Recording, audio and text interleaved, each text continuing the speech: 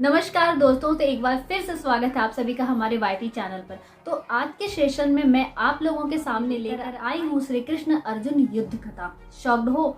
मैं भी शॉक्ड हो गई थी जब मैंने इसे पहली बार सुना था। आखिर ऐसा क्या हो गया जो इन दोनों को आपस में लड़ाई करनी पड़ गई, युद्ध करना पड़ गया। आप लोग भी सोच रहे होंगे कि श्री कृष्ण जो अर्जुन को पार्थ मानते थे, अपना शिष्य मानते थे, हर समय हर मार्ग पर उसका मार्गदर्शन करते थे, हर विषम परिस्थितियों में उसके साथ खड़े रहते थे, और अर्जुन जो कि श्री कृष्ण को अपने गुरु मानते थे, गाइड मानते थे, मित्र, सखा, फ्रेंड मानते थे, ये दोनों आपस में भिड़ कैसे गए? आखिर ऐसी कौन सी स्थिति उत्पन्न हो गई? ऐसा क्या भूचाल आ गया, कोई लड़ना पड़ गया? तो चलिए आज के सेशन में हम यही आप लोगों को बताने वाले हैं, यही मैं कथा सुनाने वाली हूँ कि आखिर हुआ क्या था उस टाइम पे। तो चलिए कथा की शुरुआत करते हैं। एक बार महर्षि गालव जब प्रातःकाल की बेला में सूर्य को अर्घ्य प्रदान कर रहे थे, तभी उनकी अंजलि में आकाश मार्ग में जाते हुए चित्रसेन गंधर्व की थूकी हुई पीर गिर गई। मुनि को इससे बड़ा क्रोध आया। वे उसे श्राप ही देना चाहते थे कि उन्हें अपने तपोनाश का ध्यान आ गया और वे रुक गए। उन्होंने जाकर भगवान श्री कृष्ण से प्रार्थना की। भगवान श्री कृष्ण ने मुनि की बात सुनकर तुरंत प्रतिज्ञा कर ली कि 24 घंटे के भीतर चित्रसेन का वध कर देंगे।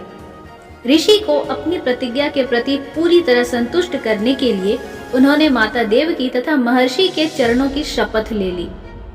गालव जी अभी लौट ही रहे थे कि देवर्षि नारद वीणा बजाते हुए भगवान श्री कृष्ण के पास पहुंच गए।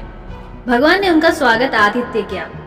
शांत होने पर नारद जी ने कहा, प्रभु, आप तो परमानंद कंद कहे जाते हैं। आपके दर्शन से लोग विषाद मुक्त हो जाते हैं, पर पता नहीं क्यों आज आपके मुख कमल पर विषाद की रेखा दिख रही है। इस पर श्याम सुंदर ने गालव जी के सारे प्रसंग को सुनकर अपनी प्रतिज्ञा सुनाई। भगवान की बात सुनकर नारद जी वहां से चलकर चित्रसेन के पास पहुंचे। चित्रसेन भी उनके चरणों में गिरकर अपनी कुंडली आदि लाकर ग्रह दशा पूछने लगे। नारद जी ने कहा, अरे तुम अब यह सब क्या पूछ रहे हो? तुम्हारा अंतकाल निकट आ पहुंचा है। अपना कल्याण चाहते हो तो बस कुछ दान पुण्य कर लो। 24 घंटों में श्री कृष्ण ने तुम्हें मार डालने की प्रतिज्ञा कर ली है। मृत्यु के भय से घबराया चित्रसेन इधर उधर दौड़ने लगा। वह ब्रह्मधाम, शिवपुरी, इंद्रयम, वरुण सभी के लोकों में दौड़ता फिरा, पर किसी ने उसे अपने यहाँ ठहरने तक नहीं दिया। श्री कृष्ण से शत्रुता कौन उधार ले? अब बेचारा गंधर्वराज अपनी रोती पीटती स्त्रियों के साथ नारद जी की ही शरण में आया। नारद जी दयालु तो ठहरे ही, बोले, अच्छा यमुना तट पर चलो। वहां जाकर एक स्थान को दिखाकर कहा, आज आधी रात को यहाँ एक स्त्री आएगी। उस समय तुम ऊंचे स्वर में विलाप करते रहना। वह स्त्री तुम्हें बचा लेगी, पर ध्यान रखना, जब तक वह तुम्हारे कष्ट दूर कर देने की प्रतिज्ञा ना कर ले, तब तक तुम अपने कष्ट का कारण भूलकर भी मत बताना। नारद जी की लीला जारी रही। एक ओर तो चित्रसेन को यह समझाया, दूसरी ओर पहुंच गए अर्जुन के महल में सुभद्रा के पास।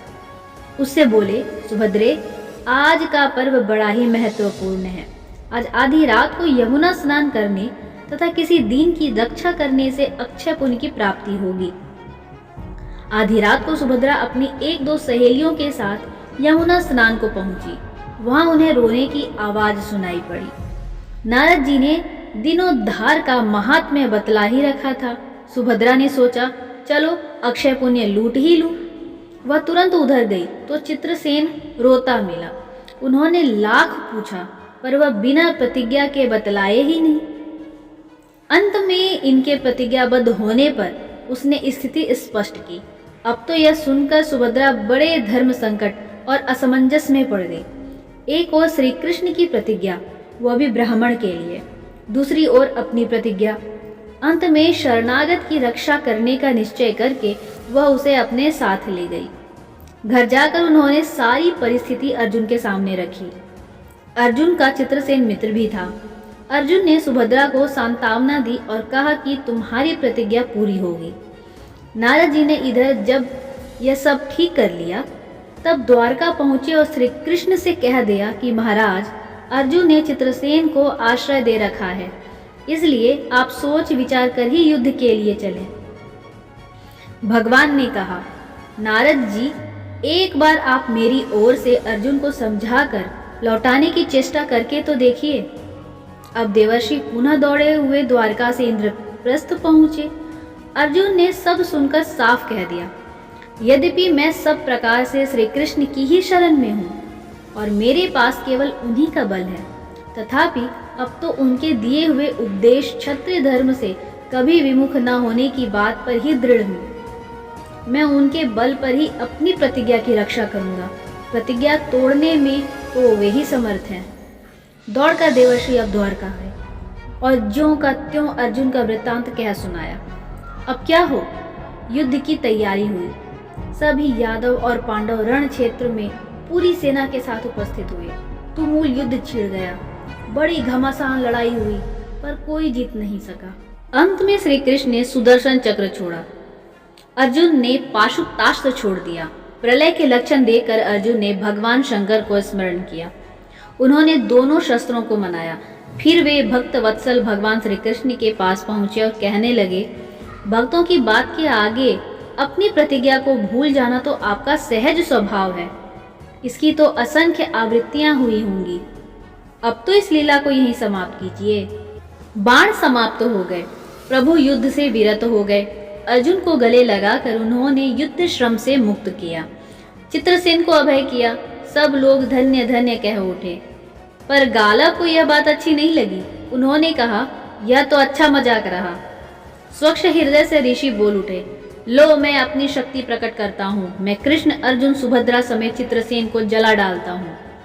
पर बेचारे साधु ने ज्यों ही जल हाथ में लिया, सुभद्रा बोल उठी, मैं यदि कृष्ण की भक्त हूँ और अर्जुन के प्रति मेरा पतिव्रत्य पूर्ण हो तो यह जल ऋषि के हाथ से पृथ्वी पर न गिरे। ऐसा ही हुआ। गालव बड़े लज्जित हुए।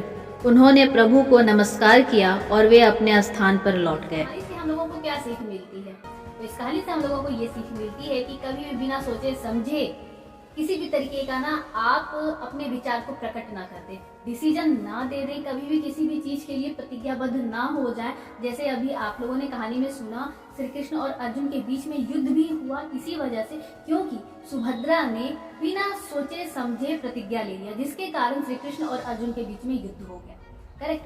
तो कभी भी कुछ भी जाने समझे पूरी जानकारी बिना हुए कभी भी प्रतिज्ञा ना ले, कभी भी किसी भी तरीके की डिसीजन ना दे दे।